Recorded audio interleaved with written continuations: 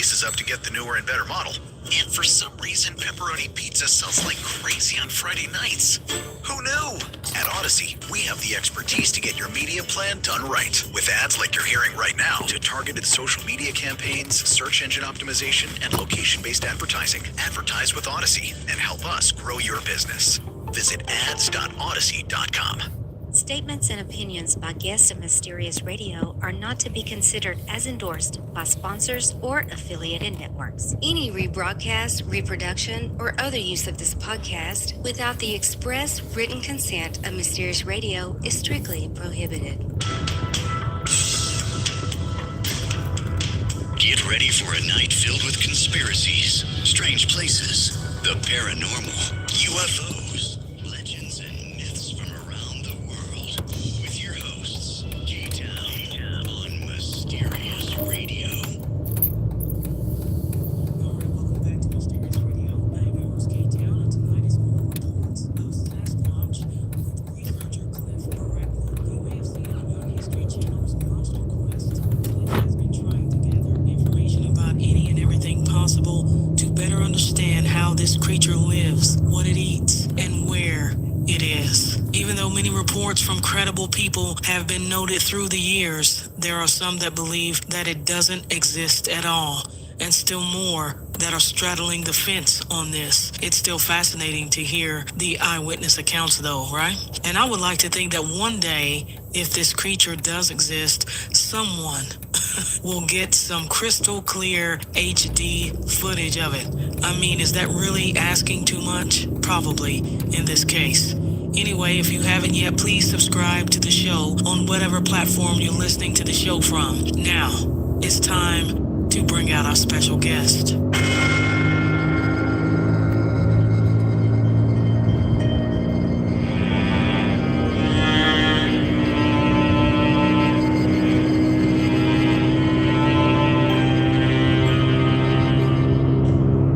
My special guest tonight is Cliff Barackman, who has been investigating reports of Sasquatch for more than 2 decades.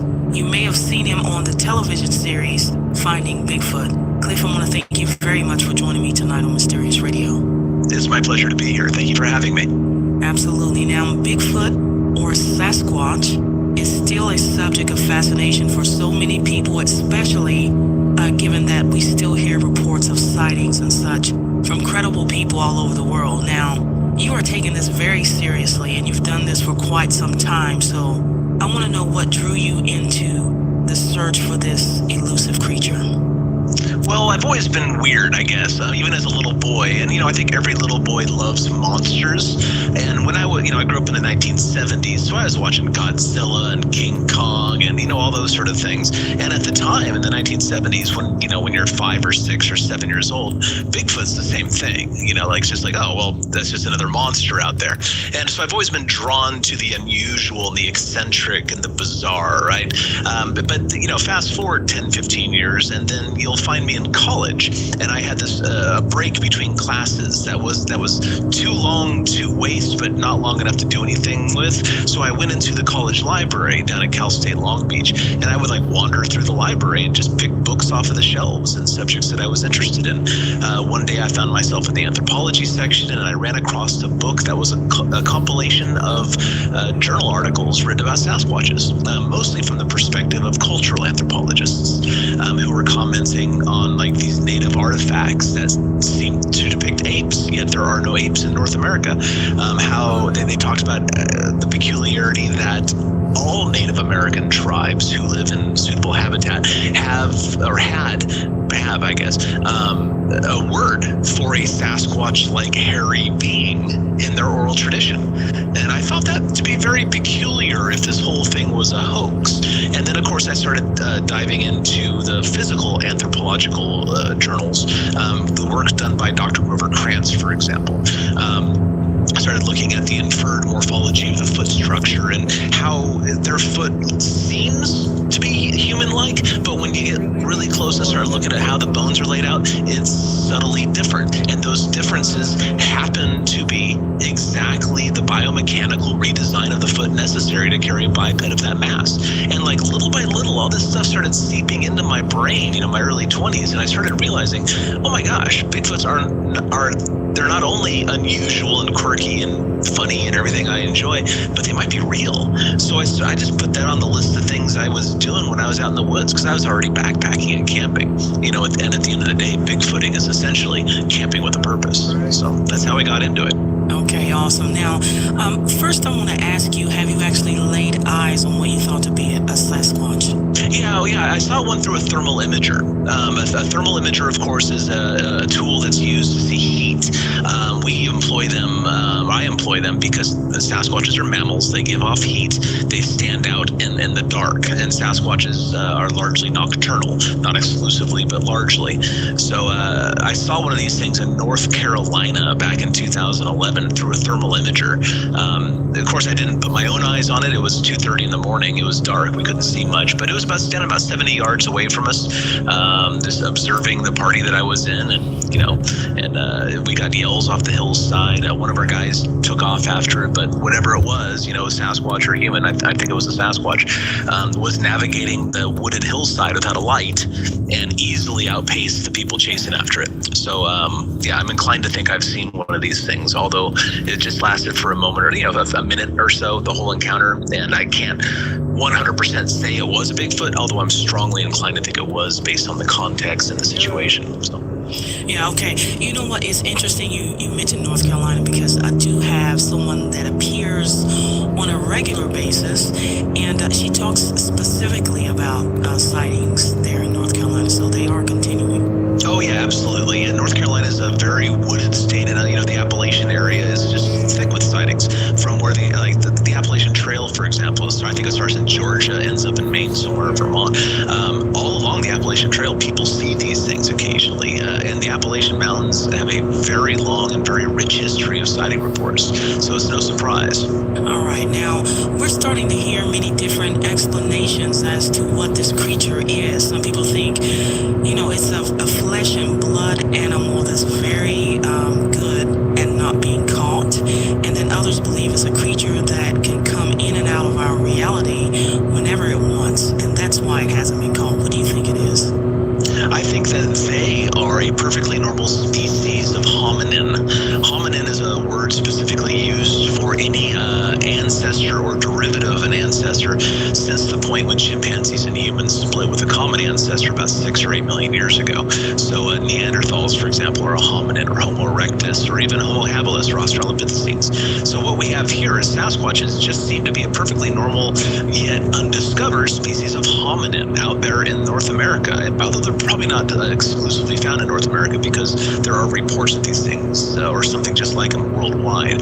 But no, there's no reason whatsoever, as far as I can tell, to think that Sasquatches are interdimensional or associated with UFOs or any of the weird paranormal stuff. And in fact, a veteran Bigfoot researcher, a guy named John Green, said it very well. He said there's no reason to explain one unknown with another, because it gets you nowhere. But yet, if you look at this thing in a biological context, everything about it makes sense. Where they live, what they eat, how they live, the nocturnalism, you name it, go down the list.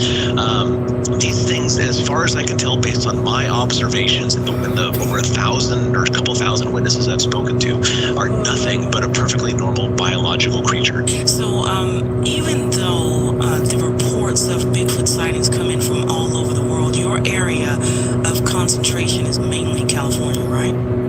No, I live in the woods outside Portland, Oregon, so I kind of cover the Pacific Northwest in general. So anywhere up in Washington or Oregon or even Northern California, I'm willing to go to if something good is going on. But that's my general area of focus because I live here. That happens to be the area where most of the reports are coming from, right? Well, yeah. I mean, there's more reports out of the Pacific Northwest, but I think that's a combination of a couple things. Clearly, there's more habitat here, just square miles of habitat than, say, back east. And a lot of it is overlapping with human habitat, like Western Washington, for example.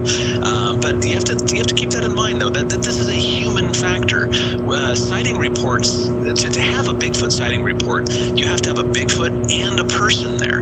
When you think about like northern or central Canada, almost nobody lives up there. I mean, Canada doesn't have a huge population anyway, and almost all of the Canadians live close to the border. So you go, 600 or 800 miles or 1,000 miles north of the border, and you run into an extremely low population density of humans. There could be quite a few Sasquatches up there, but no humans are around to check them out. So we don't get sighting reports from there. But certainly down here in the United States, in the 50 states, the Pacific Northwest has the largest number. But that's just probably because we have the largest amount of habitat as well as human overlap in that habitat. Okay, well, that makes sense, actually. All right, I've always wanted to know if anyone has found a connection between Bigfoot or I'll say Sasquatch, and a particular area that's considered to be maybe sacred grounds or something like that. There's a couple spots that, there's a couple things to say about that. This episode is brought to you by Progressive Insurance. Whether you love true crime or comedy, celebrity interviews or news, you call the shots on what's in your podcast queue. And guess what? Now you can call them on your auto insurance too, with the Name Your Price tool from Progressive. It works just the way it sounds. You tell Progressive how much you want to pay for car insurance, and they'll show you coverage options that fit your budget. Get your quote today at Progressive.com to join the over 28 million drivers who trust Progressive. Progressive Casualty Insurance Company and Affiliates. Price and coverage match limited by state law. Running a business shouldn't mean juggling dozens of apps. With Odoo, you get all the software you need. Sales, accounting, inventory, and more. Fully integrated on one easy platform. Simpler, smarter, more affordable. Try Odoo free today at Odoo.com. That's ODOO.com. There does seem to be a correlation between Sasquatch reports, or at least Sasquatch habitat, and Native American reservations, whether it's the reservations here in the United States or what they call reserves up in Canada. Same sort of thing. Now, I've often pondered why that could be. I think it has something to do with the attitude of the human beings that live there. The Native Americans know the vast majority of Native Americans, I think, accept these as part of their cultural inheritance, and therefore very likely real, like physically real, no matter what else they may think about them. And I think that they have a reverence for the species, sort of a protective attitude, I suppose. And perhaps the Sasquatches, after generations of living alongside their hairless cousins, the human beings, probably pick up on that a little bit and know that the Native Americans or the First Nations people of Canada aren't really going to go after them and shoot them like a lot of people might do elsewhere. So I think that's part of it. As far as like holy sites and whatnot, I can think of a spot in the Six Rivers National Forest that I've run into Sasquatches on a number of occasions, and it was only later that I found out that it was in very close proximity to one of the largest Native American graveyards found out in the area. So there are a couple spots like that. Oddly enough, Bigfoot reports do come out quite frequently from just cemeteries, just regular old non-denominational, non-ethnic centered. It was where like not necessarily native cemeteries, for example, but just like anybody's cemeteries. And I think that has a lot to do with their prey items. Deer, for example.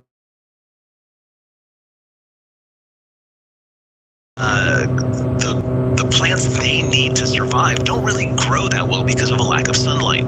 But yet you clear the land, and you have this grassy field, and they happen to bury people in it, but they have this grassy field, and the deer move in. And I think that is the correlation between Sasquatches and cemeteries for the most part. Okay, so you say that their prey is deer. So have you found evidence of a deer being killed by one of these creatures, and what does that look like exactly?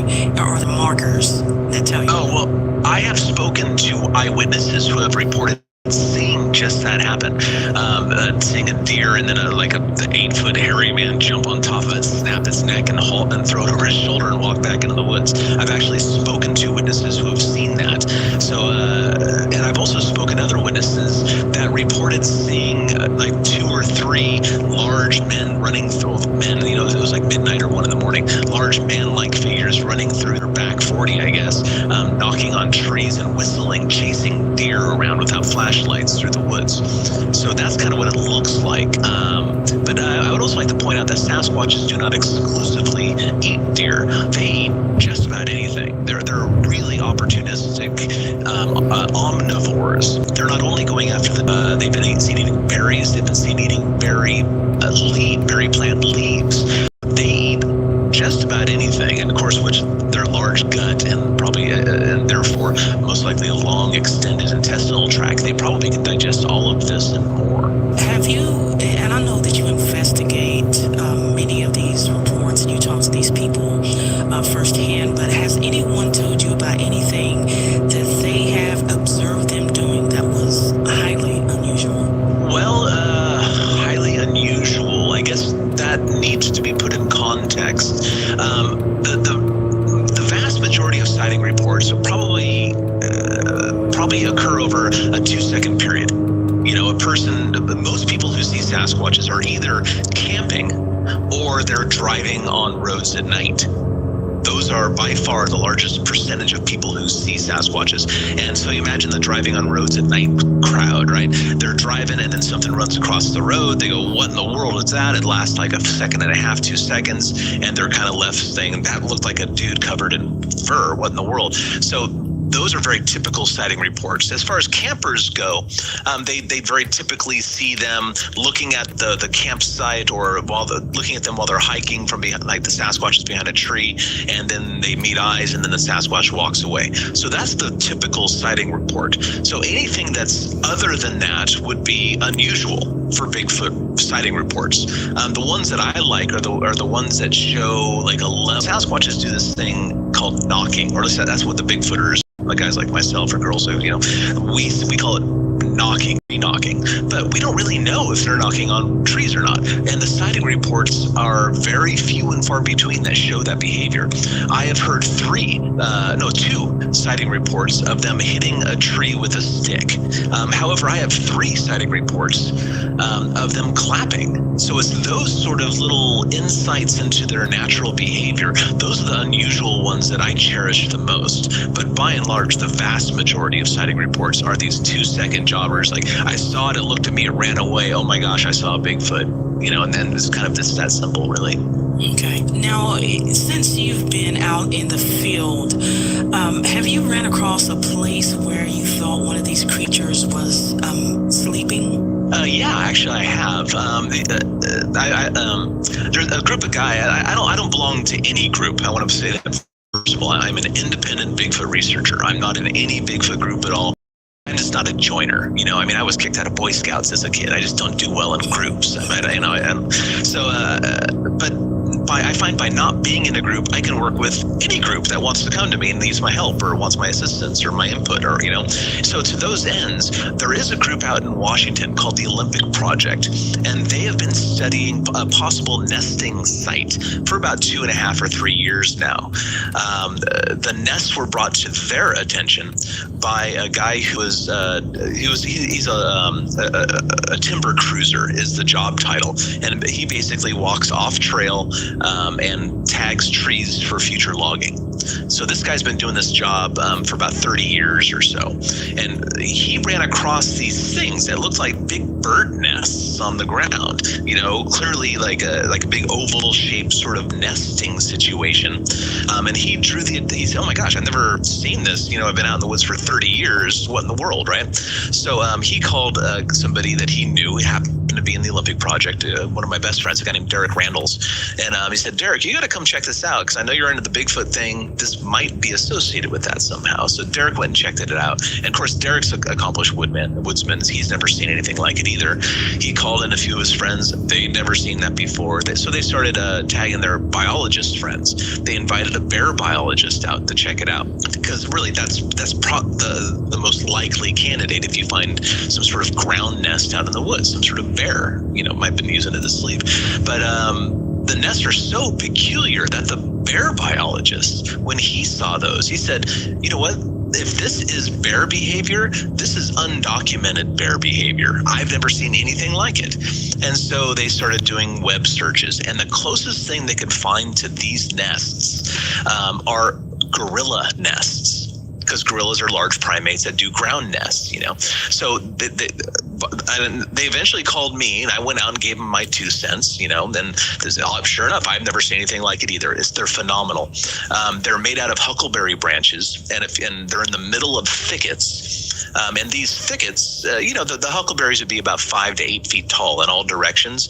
But when you're standing at the nest site itself, you do a 360 and look around you.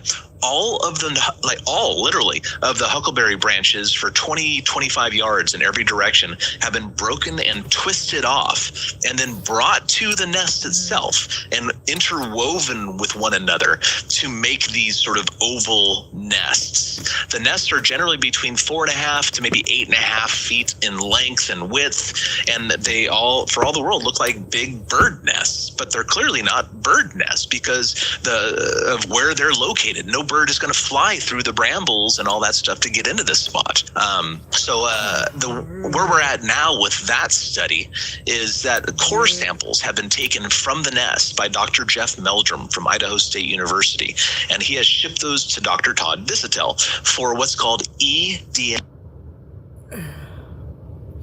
Oakley dokley, bye.